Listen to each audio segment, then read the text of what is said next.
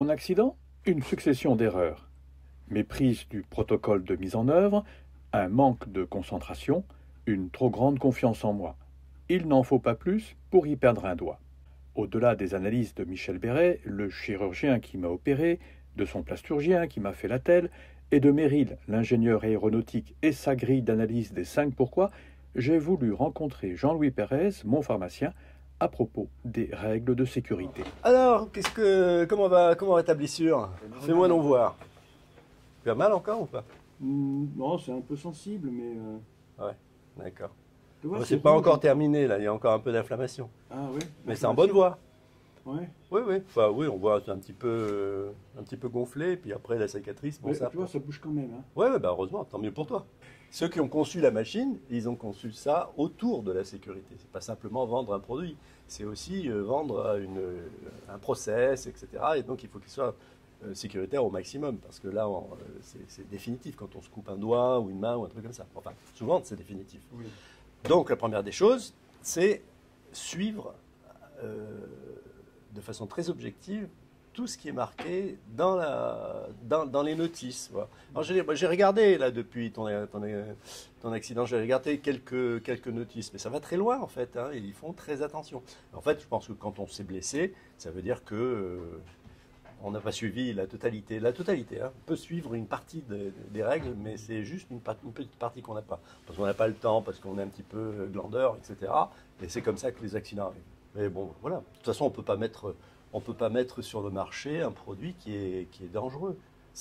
Le principe de la coupe est dangereux, mais tout autour, il y a des règles de sécurité qui doivent être employées. Mais le plus souvent, c'est que les gens ne font pas attention, quoi. Ils veulent aller vite, ce qui peut-être a été ton cas. Et voilà, et puis on oublie de mettre ça parce que tu l'as dit tout à l'heure. Oui. Donc voilà, c'est pas autre chose que ça, quoi.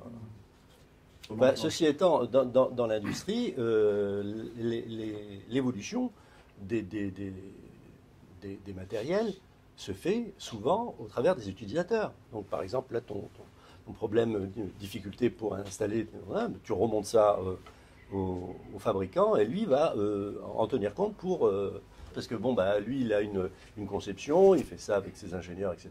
Mais rien ne vaut l'utilisateur, l'expérience d'utilisateur. Et dire, bon, finalement, vous avez très bien conçu le truc, mais on voit qu'on aurait pu faire mieux en faisant ceci, cela. Voilà, c'est tout. J'ai réfléchi à la cause première, le 5e pourquoi, évoqué dans la vidéo précédente. Le capot de protection de la lame et le goujon qui sert à le bloquer. Je me suis donc penché sur cette petite pièce si agaçante à emboîter. Et si on pratiquait un léger chanfrein, ça devrait améliorer la manip. Devant la simplicité du travail, je n'ai eu aucun mal à obtenir ce que je voulais. Direction l'atelier du tourneur-fraiseur. Là, hop. Alors, on fait un tout petit cône, pas complet, hein, Et ouais, parce que sinon il ça n'y a, va pas bon. plus la butée. Allez, on s'autorise. Ah ben voilà, ça fait le mâche-pas. Oui, oui, non.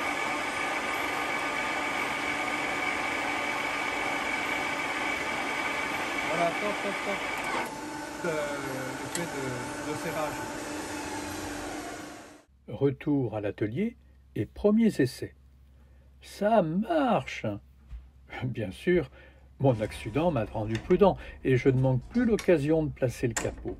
Mais fini les tâtonnements d'emboîtage. J'espère que le fabricant va découvrir ma vidéo et modifier ce fichu bougeant.